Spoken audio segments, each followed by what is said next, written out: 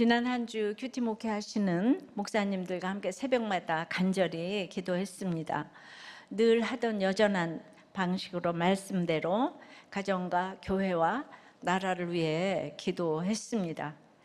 우리들 교회 성도님들보다 더욱 리얼한 Think of 교회 목사님과 사모님들의 이 구속사 간증의 큐티 목회의 현장이었고, 강에서 바다로 가는 실감나는 기도회였습니다. 대선 후에 드린 이 기도는 너무 시의적절했다는 생각이 들고요. 기복보다는 팔복의 가치관으로 회개하게 하셔서 너무 감사했습니다. 그래서 이제 우리나라에 필요한 거는 회개운동이라고 생각이 되었어요. 말씀대로 드린 우리의 모든 부르짖는 기도가 100% 응답된 줄 믿습니다. 그럼에도 우리는 아직도 깨닫지 못해서 구원하옵소서 구원하옵소서 간절히 기도한 것만 생각하면서 구원받지 못한 것 같은 현실 앞에서 실망하고 걱정하고 두려워합니다. 오늘 하나님은 우리를 반드시 보호하여 구원하신다고 하십니다. 오늘 하나님께서 우리를 어떻게 보호하여 구원하시는지 생각을 해보겠습니다. 보호하여 구원하리라. 첫째는 여호와의 열심히 이루십니다. 29절이에요. 또 내게 보일 징조가 이러하니 너희가 금년에는 스스로 자라난 것을 먹고 내년에는 그것에서 난 것을 먹되 제3년에는 심고 거두며 포도원을 심고 그 열매를 먹으리라. 히스기야가 사내립 때문에 하나님께 간절히 기도했죠. 그랬더니 사내립을 갈고리를 코에 깨고 재갈을 입에 물려가지고 끌어서 돌이키리라고 약속을 해주셨어요. 예. 이제 사내립을 처단해 주신다는 얘기였는데, 하나님은 놀랍게도 말씀만이 아니라 징조도 주십니다. 말씀은 들려주시는 것이고 징조는 보여주시는 거예요. 들은 말씀을 확실히 믿을 수 있도록 하나님은 징조를 통해서도 확신을 주십니다. 성경을 구속사로 읽고 들어야 돼요. 이 징조의 내용이 무엇입니까? 금년과 내년에는 밭에서 스스로 자라난 것을 먹는데요. 농사는 못 지었지만 밭에서 저절로 난 것을 먹게 된다는 거예요. 그리고 후년에는 다시 농사져서 얻은 수확물을 먹게 된다고 하십니다. 징조는 사인이에요. 표지판이에요. 예, 어딘가를 가리키고 있는 화살표예요. 그러면 이 징조는 어디를 가리키고 있습니까? 지금 예루살렘이 아수르 군대에게 포위되어 있어요.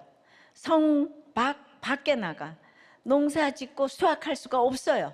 성 안 창고에 저장한 식량이 떨어지면 먹을 게 없어요. 이게 제일 큰 문제인데 하나님은 이 문제가 해결된다는 것을 징조로 보여주시는 거예요. 통장 잔고가 없다고 나는 하나님이 나를 잊어버렸나 이러시면 이제 안 된다는 거예요. 그러니까 지금 밭에 나가지 못하는 현실, 농사도 짓지 못하는 상황이고, 그렇지만 그래도 아직 굶어 죽지 않고 남아있잖아요. 살아있잖아요. 그러니까 사실은 암담한 현실 자체가 하나님이 보여주시는 징조라는 거예요. 우리는 아수르가 물러가서 짠 하고 펼쳐지는 기적만 징조라고 생각하죠. 그러나 오늘 우리가 처해 있는 이 어려운 상황도, 아니 이런 고난이야말로 하나님이 우리에게 보여주시는 징조 중에 징조인 거예요. 돈 많이 벌고 통장에 잔고가 많으면은 그게 징조가 되지 못해요. 하나님은 멀리 떠나기가 너무 쉬워요. 알맞게 없었기 때문에 우리 아까 목자님이 열심히 교회를 나올 수 있었던 거죠. 그래서 기도는 천천히 응답되는 것이 우리의 성숙을 위한 하나님의 시간입니다. 그러나 하나님은 감당할 만한 시험을 주세요. 그래서 홀로 서기를 하게 하십니다. 성 안에 갇혀서 나가지 못하는 현실요, 농사 못 짓는 상황이 징조가 되어 이 가리키는 이 목적지는 어디입니까? 30절, 31절이에요. 유다 족속 중에서 피하고 남은 자는 다시 아래로 뿌리를 내리고 위로 열매를 맺을지라. 남은 자는 예루살렘에서부터 나올 것이요 피하는 자는 시온산에서부터 나오리니. 피하고 남은 자, 겪을 일 다 겪고 겨우겨우 살아남은 사람입니다. 가장 깊은 슬픔과 절망에 놓인 사람이에요. 남은 삶에서 어떤 기대도 할 수 없는, 그야말로 숨만 쉬고 있는 사람이에요.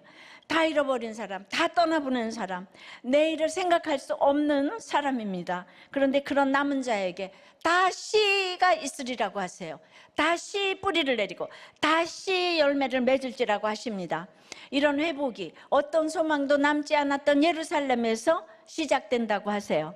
이런 다시의 회복이 징조가 가리키는 목적지입니다. 오늘 피하고 남은 자가 되어 갇혀있는 현실이 가리키는 목적지는 멸망이 아닌 다시의 회복이에요. 히스기야는 지금 당장 예루살렘을 포위하고 있는 아수르 군사가 죽냐 안 죽느냐 이것만 걱정해요. 당장 눈앞에 아수르가 예루살렘을 집어삼킬 듯 하고 있으니까 장차 주께서 끝까지 믿음을 지킨 남은 자들을 어찌한다는 이런 말씀이 하나도 귀에 들어오지 않지 않겠어요? 우리는 뭐 선거에서 이겨야만 응답이야, 짐은 실패야, 이거밖에 모르는 거예요. 그 믿는 사람들은 다르게 해석을 해야 되잖아요. 그런데 오늘 말씀으로 피하고 남은 자는 다시 회복된대요. 그만큼 이거는 다 둘러싸고 있는데 이렇게 피하고 남은 자는 다시 회복된다고 그러니까 이건 그만큼 기적이죠. 우리 생각으로는 기대할 수 없는 일입니다. 그런데 이 기적을 오늘 주님이 약속하세요. 거짓이 없으신 주님이 말씀하시는 일입니다. 반드시 이루어지는 거예요. 어떻게 가능합니까? 31절에요. 여호와의 열심히 이 일을 이루리라 하셨나이다 아니라. 열심은 무엇을 잃지 않으려는 불타는 사랑을 말하잖아요. 근데 여호와의 열심이 이런 기적을 이루시라고 하나님이 직접 말씀하시는 거예요. 하나님이 자기 백성을 절대로 빼앗기지 않으시려는 이 열심이 활활 타오르고 있다는 거예요. 이 열심으로 하나님께서 자기 백성에게 다시 뿌리를 주시고 다시 열매를 주십니다. 다시 회복되는 기적은 우리 힘으로 얻는 게 아니에요.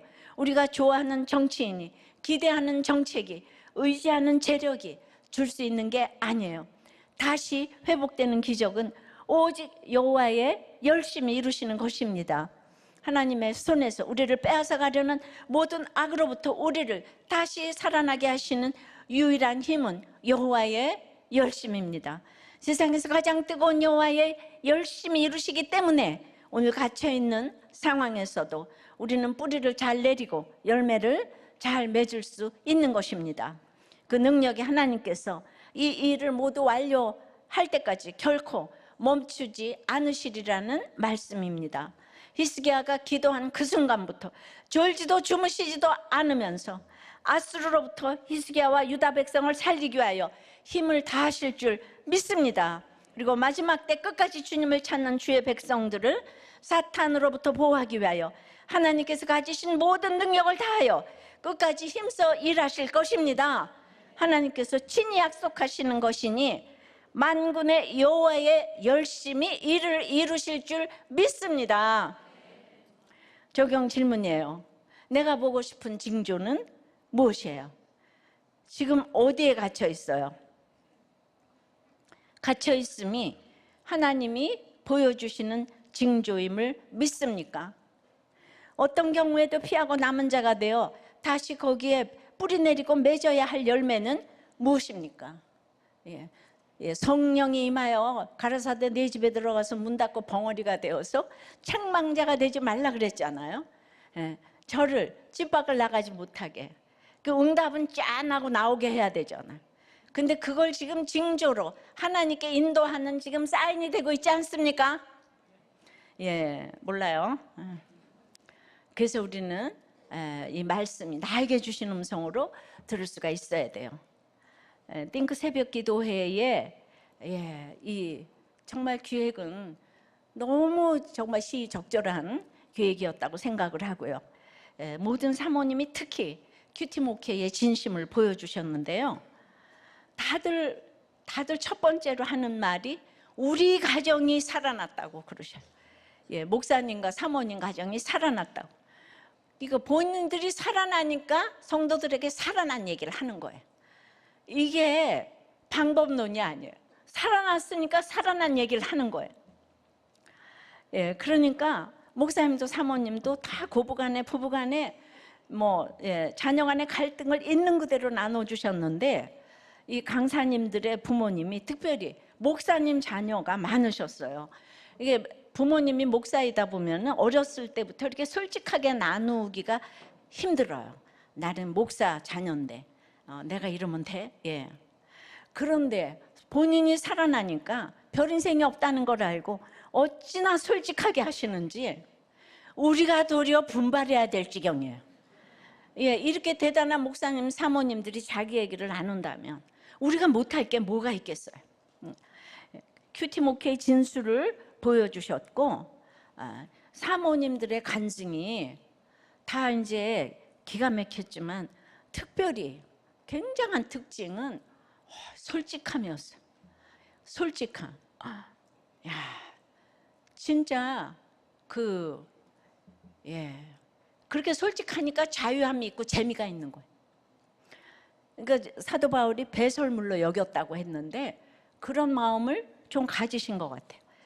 그래서 이제 그 솔직함으로 약재료로 성도님들이 다 살아나겠구나라는 그 한국교회의 소망을 보았어요. 큐티 목회는 특별히 사모님들이 정말 중요하구나. 그래서 이제 다 주옥었지만은 시간 관계상 조금만 인용을 하면요, 산 사모님은 양육까지 다 받았는데 좋은 일이 생길라 했더니 상으로 유방암이 걸리셨대요. 우리 양육 10주를 다 마쳤는데. 그런데 그때 양육 강사님이 양육 받을 때 사모님이 깨어지시면 교회에 부흥이 올 거예요. 이 해주셨던 말씀이 치료 기간 중 이렇게 생각이 났는데 저는 이제 이런 얘기를 이렇게 솔직하게 나와서 그렇게 이제 나눈다는 게 이게 참 매력이 있어요. 또 한 사모는 사랑해주지 않았던 남편 때문에 그리고 이제 부모님하고 같이 사니까 목사님 부모님하고 정말 시집살이 하지 않겠어요.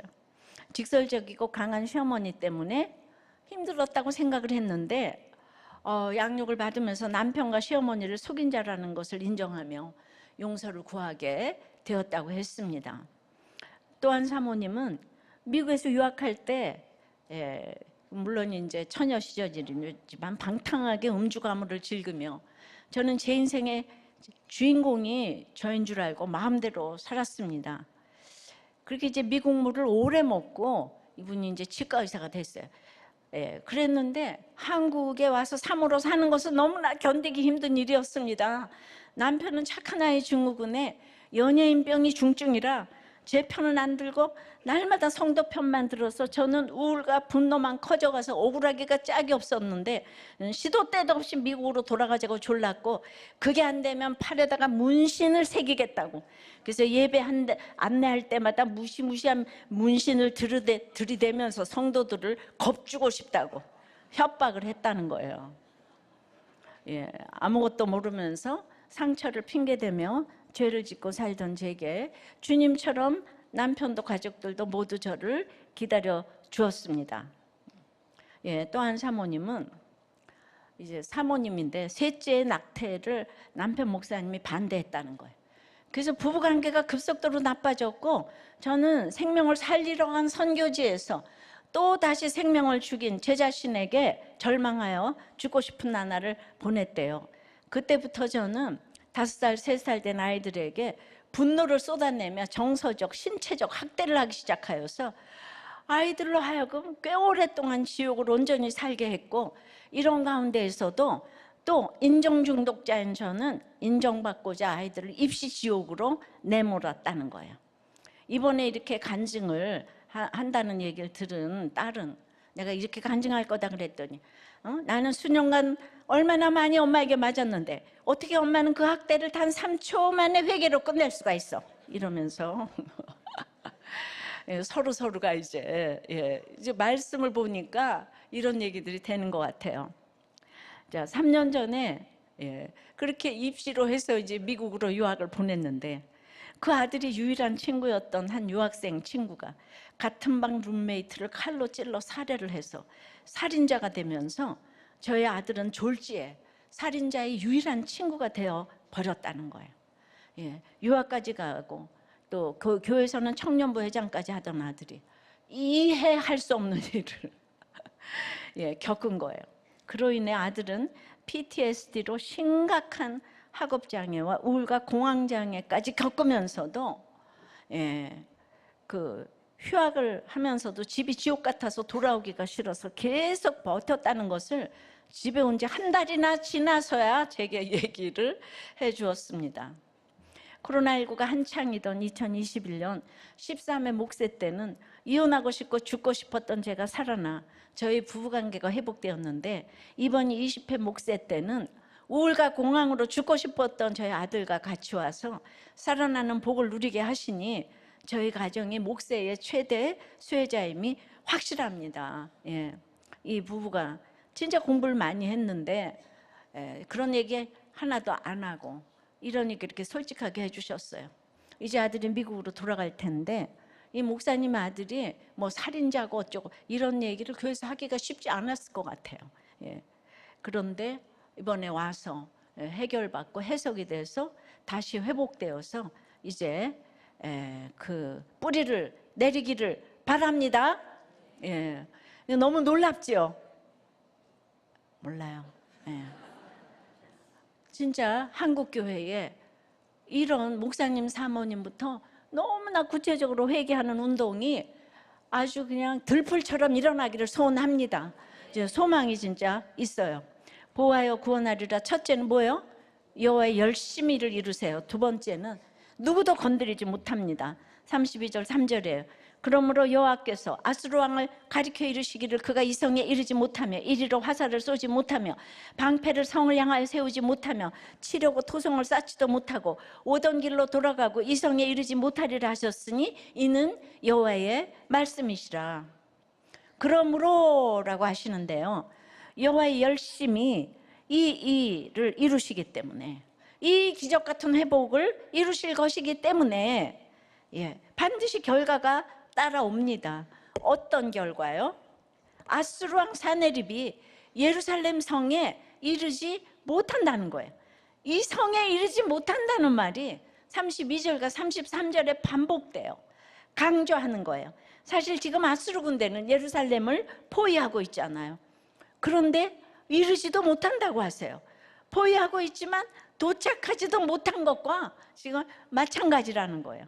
어떻게 이런 일이 가능합니까? 세계 최강 아수르 군대가 마음만 먹으면 어디든 가서 점령하고 있는데요. 그런데 그들이 예루살렘을 향해서는 화살을 쏘지 못한다는 거예요. 공격 개시를 못한다는 거예요. 옛날 전쟁에서는 화살이 공격을 시작하는 무기였잖아요. 누구도 막지 못하던 아수르의 화살인데 예루살렘으로는 발사조차 할 수 없다는 거죠. 세상 어떤 군대의 공격도 다 막아내던 철벽 같은 아수르군의 방패인데 예루살렘을 향해서는 세우지도 못합니다. 세상의 유명한 요새들도 다 뛰어넘어 치던 아수르군의 토성인데 예루살렘을 향해서는 쌓지도 못한다는 거예요. 그러므로 하나님께서는 히스기야에게 아수르 군사들이 단 한 발자국도 예루살렘 성읍 안으로 들어오지 못하고 그들이 쏘는 화살 하나도 성벽을 넘지 못할 것이라고 말씀하십니다. 그게 다가 아니에요. 아수르군은 예루살렘을 공격하지 못할 뿐만 아니라 오히려 오던 길로 돌아갑니다.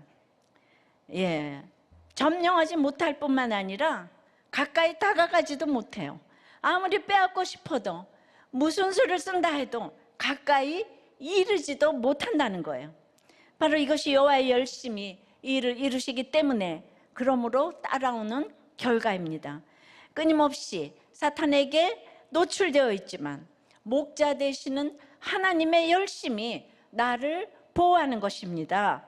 그런데 더 놀라운 게 있어요. 34절이에요. 내가 나와 나의 종 다윗을 위하여 이 성을 보호하여 구원하리라 하셨나이다 하였더라. 아수르 왕 사네립이 가까이 오지 못하는 것도 필요하지만 더 중요한 것은 예루살렘 자체가 지킬 힘을 갖추는 것이죠. 스스로 힘이 없으면 적군이 오지 않아도 스스로 망하는 거예요. 지금 예루살렘은 히스기야가 아무리 대단한 개혁을 했어도 너무 연약한 거예요. 예루살렘 온 백성이 사네립의 신하 랍사게 한 사람을 당해내질 못하는 것을 우리는 다 보았어요. 아수르 군대가 공격하지 않고 그냥 포위만 하고 있어도 저절로 무너질 지경인데요. 예. 그런데 그만큼 연약해요. 하지만 하나님께서 뭐라고 하십니까? 내가 이 성을 보호하여 구원하리라. 오늘 제목 여기서 따왔죠? 예. 보호하리라고만 하셔도 감사하고 구원하리라만 하셔도 감사한데 둘 다 써서 보호하여 구원하리라. 누구를요? 슬픔과 분노와 원망과 절망에 빠진 예루살렘 성을요 보호하여 구원하리라 하세요. 보호하다로 번역한 히브리어 가나는 성경에 딱 7번만 쓰였거든요. 근데 7번 모두 보호하는 대상이 같아요. 바로 예루살렘이에요. 그럼 예루살렘이 무엇입니까? 그거 역시 사인이죠. 표지판이자 화살표입니다. 문자적으로 예루살렘 성과 사람을 가리키는 게 아니고 영원한 하나님의 도성인 새 예루살렘을 상징합니다. 그러니까 새 예루살렘은 무엇입니까? 바로 교회입니다. 바로 우리들입니다.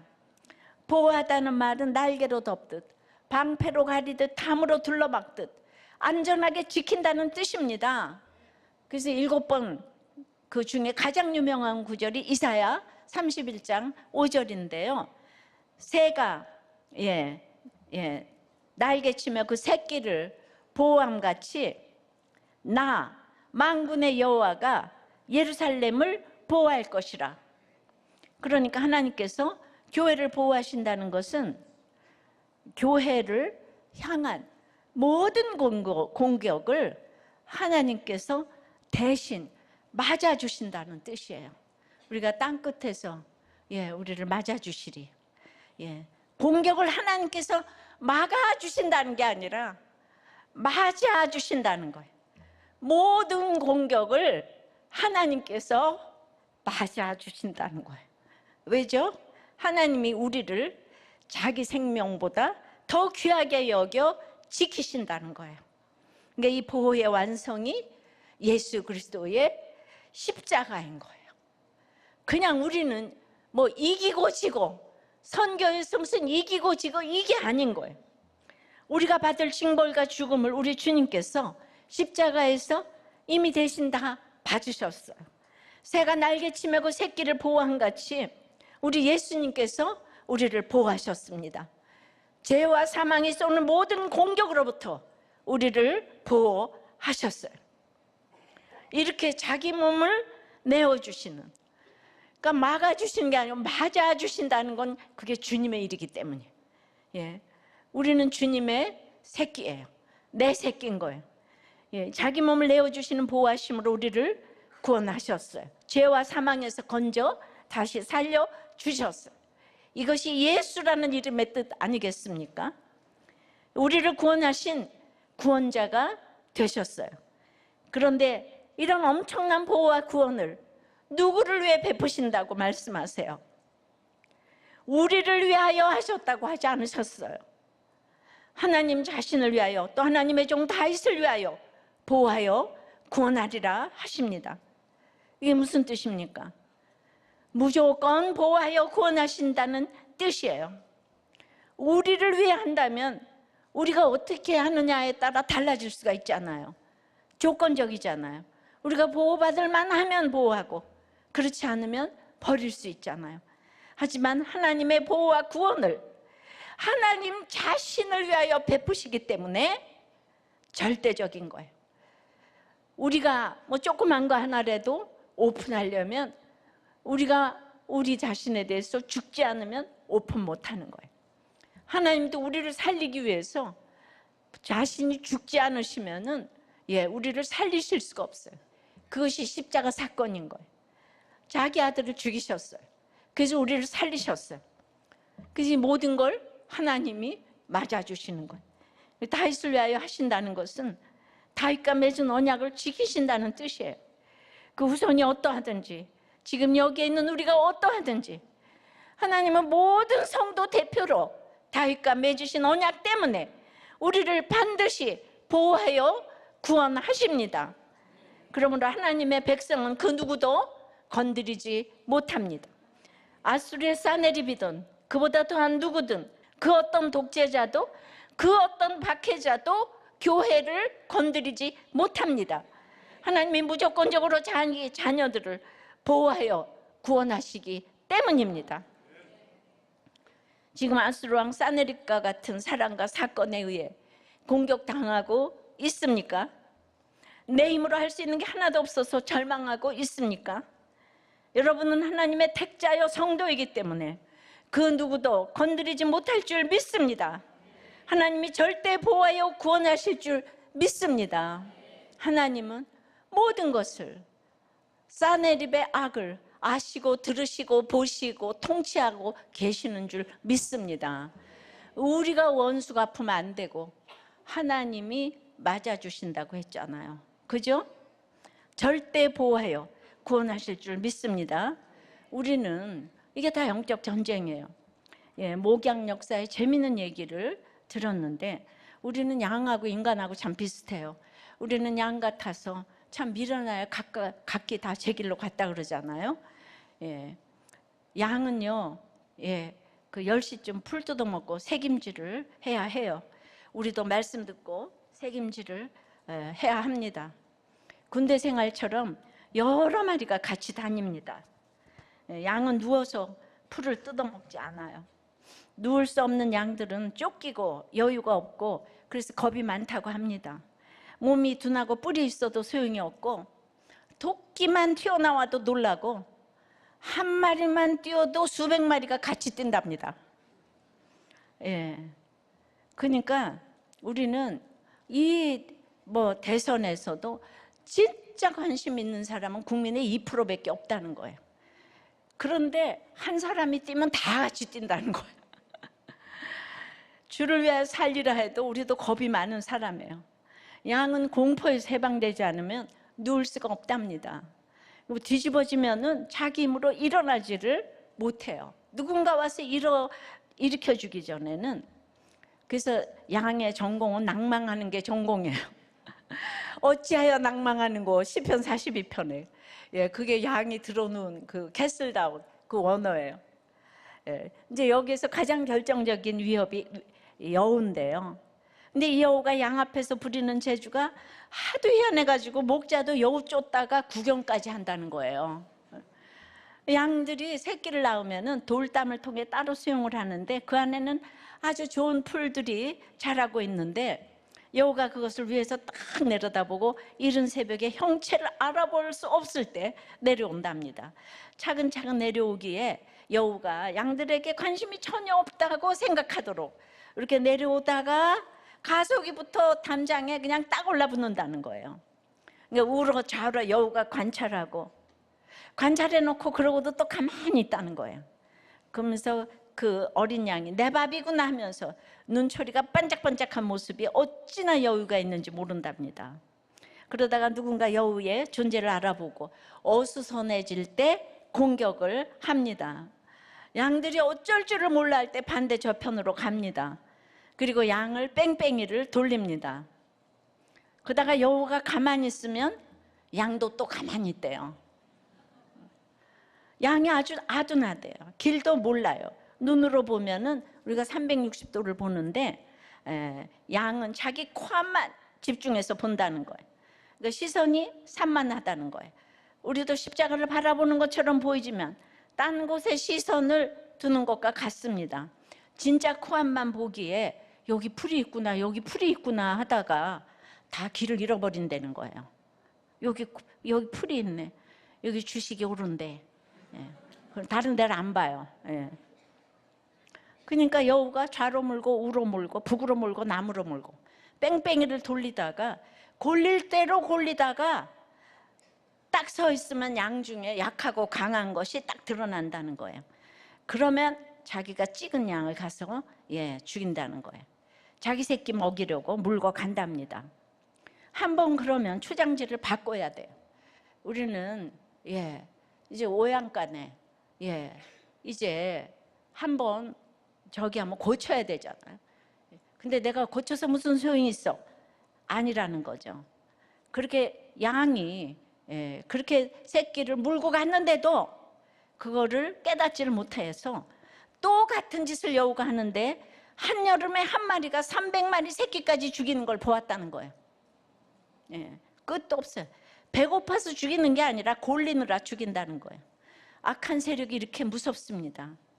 그러면 자, 여기서 궁금한 게 있잖아요. 목자가 어디로 갔나요?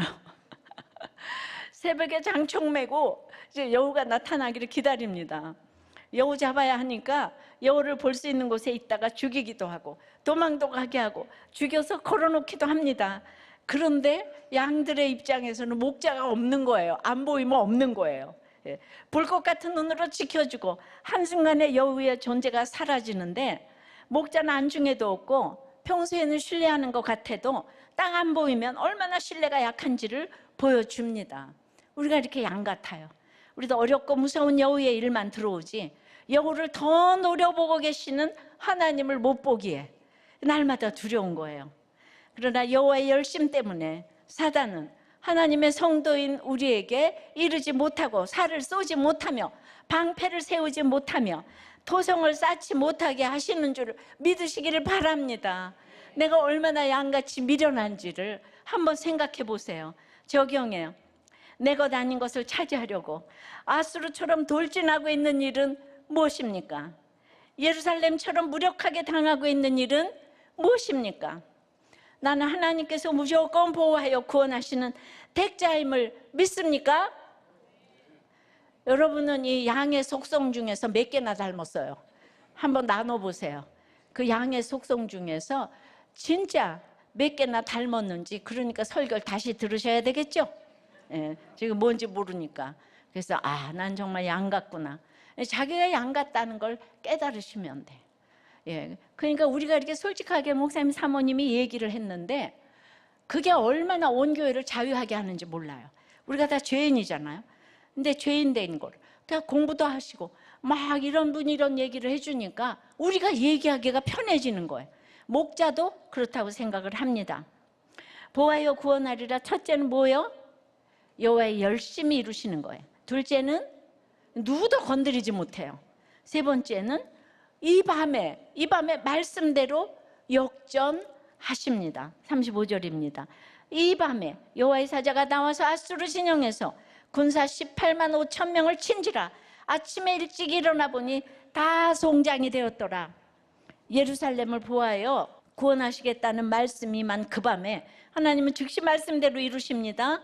조금도 지체하지 않으시고 바로 그 밤에 천사 한 명을 보내 아수르 군사 18만 5천 명을 치십니다. 세계를 주무르던 18만 5천의 군대가 하룻밤 사이에 시체로 변했습니다. 여러분은 계속 이런 얘기 들으면서 그러니까 전쟁에서 이겼다는 얘기 아니에요? 근데 어디 이겼어요? 지금 그러고 계시죠? 정말 성경을 잘 들으셔야 돼요. 랍사게의 말만 듣고도 무서워서 한마디도 하지 못하고 벌벌 떨던 예루살렘 백성입니다. 사내립 편지 한 통 받고 나라 망했다며 절망하던 백성입니다. 그런데 히스기야 한 사람이 사내립 때문에 기도했더니 하나님이 들으셨어요. 말씀으로 응답하십니다. 그리고 바로 그날 밤에 말씀대로 아수르 군대를 저세상으로 다 날려 보내십니다. 아수르가 자기 힘을 믿고 교만하게 하나님의 백성을 빼앗으려 하니까 하나님이 바로 응징하십니다. 이것이 하나님의 열심이에요. 사내립 때문에 아파하고 슬퍼하고 낙심하는 밤을 지날 때 그 마음을 하나님 앞에 다 펼쳐서 아뢰며 내 기도 듣기를 기뻐하시는 하나님께 기도하면 하나님이 말씀으로 응답하십니다. 바로 그 밤에 말씀대로 상황을 바꿔주십니다. 역전하시는 겁니다. 하나님의 즉각적인 역전을 아수르 왕 사내립도 피하지 못합니다. 36절 7절이에요. 아수르 왕 사내립이 떠나 돌아가서 니느웨에 거주하더니 그가 그의 신 니스록의 신전에서 경배할 때에 아드람멜렉과 사레셀이 그를 칼로 쳐 죽이고 아라랏 땅으로 그들이 도망하며 그 아들 에살하돈이 대신하여 왕이 되니라. 아멘. 하나님은요 이사야를 통해 미리 말씀하셨어요. 7절에 내가 한 영을 그의 속에 두어 그로 소문을 듣고 그의 본국으로 돌아가게 하고 또 그의 본국에서 그에게 칼에 죽게 하리라 말씀하셨습니다.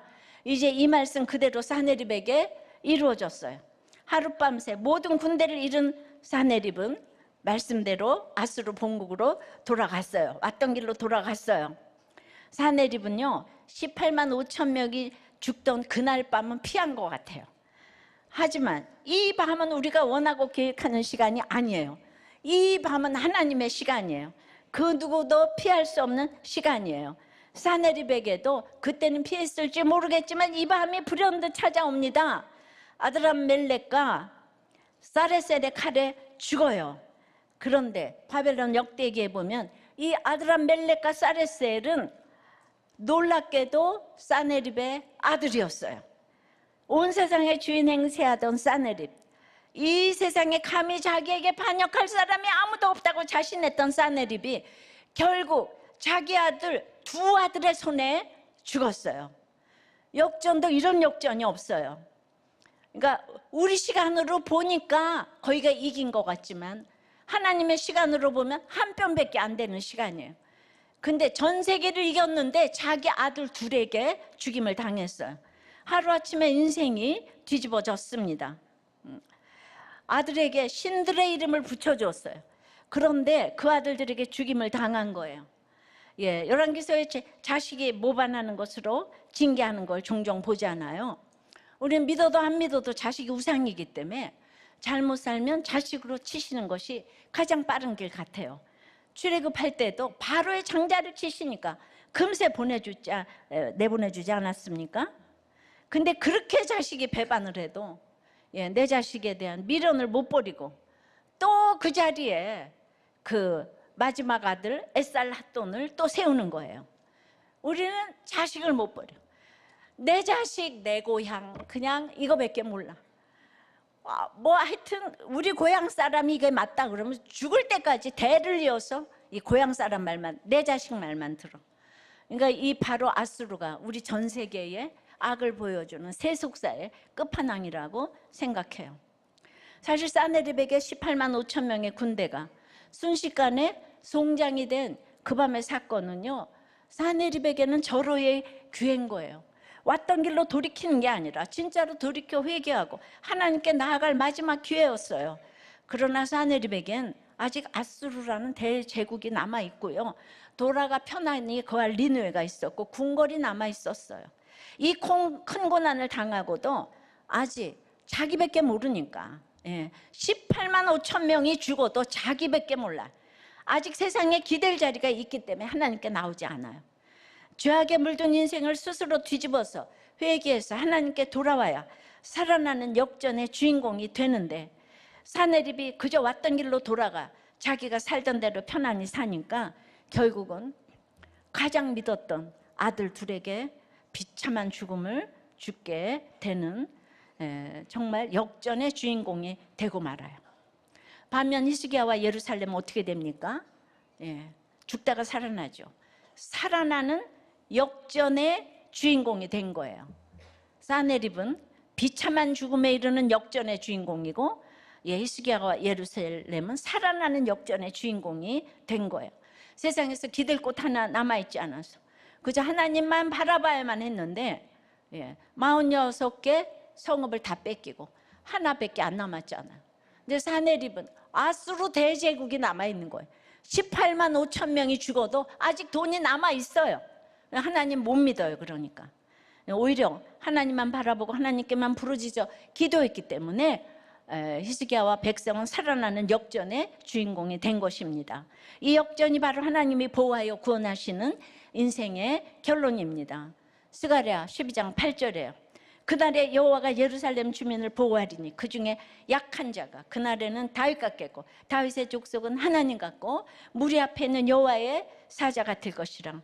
하나님의 날개 아래로 들어가 그 보호심을 받으면 약한 자가 다윗처럼 되고 하나님같이 되는 은혜를 입고 하나님의 천사같이 되는 복을 받습니다. 하나님의 역전이 있기 때문에 성도는 시간 속에서만 생각하며 일희일비하면 안 돼요. 이 세상의 시간 가지고 해석하면 안 되는 거예요. 오늘 이 순간이 캄캄한 밤 같고 1초 앞을 볼 수 없는 어둠 가운데 절망하지만 하나님의 역전이 있기 때문에 이 시간 바깥에서 영원 아래서 소망을 가질 수가 있는 것입니다. 그러므로 이 밤과 같은 고난이 오면 우리는 즉시 하나님의 방패 아래로 도망해야 합니다. 내 방패 믿지 말고 세상의 방패 찾아 방황하지 말고 하나님의 방패 아래로 그 날개 밑으로 나아가야 합니다. 그곳이 어디입니까? 바로 그리스도의 몸인 교회인 거예요.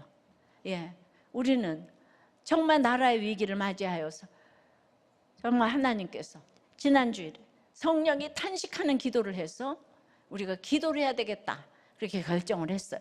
그래서 이번에 이렇게 모여서 기도를 했기 때문에 여러분들을 보호하여 구원하리라. 할렐루야. 오늘은 바로 그것이 교회인 거예요. 오늘은 성령 강림 주일이에요. 이 땅에서 교회가 공식적으로 시작된 생일이에요. 지금까지 역사의 교회를 향한 무수한 핍박과 방해가 이어졌지만 성령께서 그 날개로 덮으시고 방패로 가리셔서 교회를 지켜주셨습니다. 어떤 탄압도 여호와의 열심보다 뜨겁지 못했습니다. 그래서 어떤 세력도 주의 몸된 교회를 건드리지 못했어요. 다 없어질 것 같은 위기 가운데서도 교회와 함께 하시는 성령께서 역전하여 교회를 살려주셨습니다. 지금 북한에도 남아있는 7,000명이 있는 줄 믿습니다. 그들을 보호하여 구원하시는 줄 믿습니다. 예, 왜 북한에 남아있다고 그러나요? 제가 북한에 가보니까 북한 사람들은 그냥 우리 딸 이 아들 결혼시키자. 그럼 20년이 지나고 보니까 영양실조 나라에서 다 불구가 된 거예요. 소경이 되고 꼽추가 되고, 예, 그렇지만은 무조건 결혼시키는 거예요. 명맥을 이어가려고. 그거 생각하면 우리들 교회 남자 여자는 아주 형편이 좋은 거 아니에요? 남자고 여자면 결혼해라. 이거 형편이 너무 좋은 거잖아요. 우리가 지금 인구 절벽이 됐는데, 그런데 놀랍게도 믿음으로 결혼한 우리들 교회가 이혼이 없잖아요. 예, 그러니까 믿음으로 결혼하는 거예요. 학벌로 결혼하는 게 아니고요. 성격으로 결혼하는 거 아니고요. 믿음으로 하는 거예요. 우리가 교회로 인도되어 들어왔기 때문에 성령께서 보호하여 구원하시는 은혜를 누리고 있습니다. 하지만 우리 가족 가운데, 이웃 가운데 아직 이 보호 안으로 들어오지 못한 사람이 너무 많아요. 이번 주 정말로 마지막 시간이라고 생각하시면서 초청하시기 바랍니다. 다음 주 창립 22주년 전도축제가 그분들이 하나님의 날개 아래로 방패 안으로 들어와 보호하여 구원하시는 이 은혜를 입는 진정한 인생 역전의 시간이 되기를 기도합니다. 적용 질문이에요. 여전히 꿈꾸는 인생 역전이 있다면 무엇입니까? 높음을 자랑하거나 낮음을 부끄러워하지는 않습니까? 사망에서 생명으로 옮기는 구원의 역전이 내 삶에 임했습니까? 다음 주일에 누구를 초청하여 모셔오겠습니까? 저는 원래 굉장히 불편한 사람이었어요. 기준이 뚜렷하고 게으르거나 열심히 안 사는 사람은 인생의 쓰레기처럼 봤어요. 이 재혼한 아내와도 관계가 회복되는 줄 알았는데 아내의 갑작스러운 자살 시도를 겪으면서 완전히 무너졌어요. 그 사건 앞에서 내가 이렇게 헌신했는데 왜 나한테 이런 일이 싶은 마음이 들었고 하나님이 저를 완전히 깨뜨리시더라고요. 예, 그때 목사님이 죄를 용서하지 말아달라고 기도하셨는데 그 말이 저를 해석하게 해줬어요. 아, 이게 내가 지은 죄에 대한 하나님의 치리구나. 너무 아팠지만 그 고난을 통해 말씀도 들리고 진짜 회개도 시작됐어요. 그리고 그 사건 이후 아내가 얼마나 힘들었을까 생각이 들면서 동정이 아니라 애통이 생겼어요. 내가 낳은 자녀도 힘든데 남이 낳은 자녀 2명에 자기가 낳은 자녀 2명 진짜 힘들었겠다. 그런 생각이 들면서 아내에 대해서 애통한 마음이 들더라고요. 저는요, 아침에 못 일어나고 이런 거 정말 못 보거든요. 저는 그럼 너무 쓰레기처럼 봐요. 원래 그랬어요. 집에 들어가면 드라마 정주행하고 있고 이런 것도 너무 못 봤던 사람이에요. 너무 쓰레기처럼 봤어요. 근데 지금은 내가 아침에 일어나는 게 아내를 깨울까 봐 미안하고요. 더 잘하고 해요. 드라마를 보고 있으면 또 막장 드라마 봐? 뭔데? 이러면서 관심을 가져주면서 같이 봐주기도 해요. 아내도 말씀을 통해 요셉이 존재 자체가 형들에게 가해자였겠구나. 내가 새엄마인 것 자체가 아이들에겐 상처일 수 있겠구나 하면서 큰아들에게 눈물로 사과했어요. 아들이 펄쩍 뛰며 친구 만나러 가는 걸 보고 그동안 얼마나 눌려 있었는지를 깨달았다고 해요. 예, 지금 돌아보면 그때 일이 없었으면 좋았던 게 아니라 꼭 필요했던 사건이었어요. 우리를 깨어지게 하시고 애통하게 하셔서 말씀으로 살게 하신 거니까요. 그러니까 결론은 정말 웬만하면 이혼하지 않아야 하는데, 그럼에도 재혼을 할 거면 말씀에 대한 최소한의 믿음의 고백과 공동체가 있어야 그나마 버텨가는 거지, 뭐 그렇다고 문제가 또 안 생기는 건 아니에요. 예. 이 아프리카 선교보다 어려운 재혼에는 문제가 계속 생길 건데요. 그래서 말씀과 공동체가 반드시 있어야 하는 거죠. 예, 우리는 유책 배우자고 뭐고 그런 사치스러운 소리 좀 하지 마세요. 예, 다 유책 배우자가 돼서 양육권도 다 가져왔는데 25년을 우리들 교회에서 그렇게 잘 키웠는데, 예, 그냥 게임하다가 아빠가 한번 때렸다고 당장 믿지 않는 친엄마한테 쪼르륵 가버렸어요. 그리고 안 와요. 그러니까 아이들이 편할 땐 요로 가고 자기 편할 땐 요로 가는 거예요. 예, 생각을 해보세요. 예, 그 새엄마가 친엄마 같이 키울 수가 없어요. 예, 친엄마는 그냥 존재 자체가 친엄마예요. 새엄마는 야단을 못 치는 게 새엄마예요. 그러니까 평생 잘해줘도 이렇게 가버리는 거예요. 그러니까 너무 잘해주는 게 새엄마인데 우리 그 스트레스 쌓여서 그거 어떻게 잘해줘요, 그죠? 근데 그냥 친엄마는 밥을 안 해줘도 욕을 해도 그냥 친엄마야. 예. 그 유책 배우자고 뭐고 이런 사치스러운 소리 하지 좀 마라. 그러니까 무조건 그러면 애들이 엄마가 잘못했으니까 아빠가 잘못했으니까 내 편을 들어줄 거다, 그딴 거 없어요. 아이들은 친 이거밖에 몰라. 친. 그러니까 이 지역 감정을 못 고치잖아요. 이거 고치겠다고 지금 광주 대구에 교회를 세웠는데 광주 대구 성도들도 이거를 못 벗어나고 있는 거예요.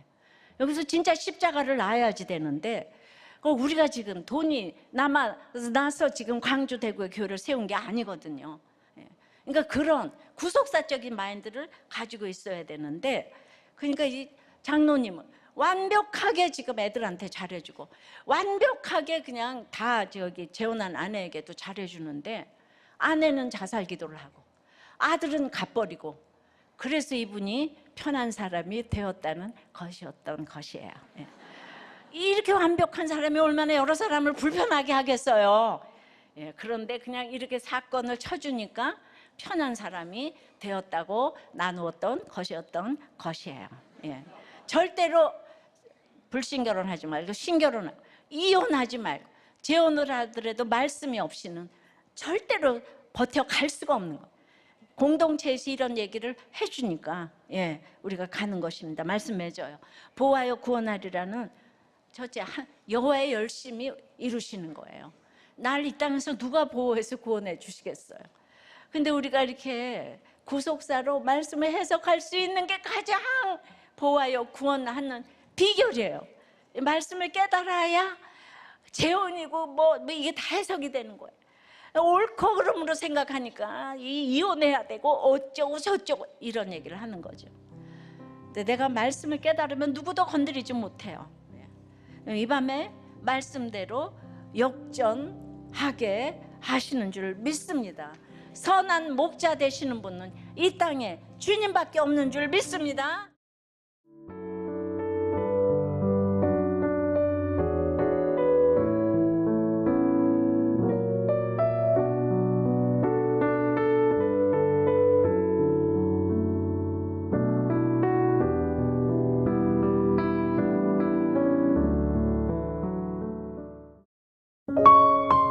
GOD Good TV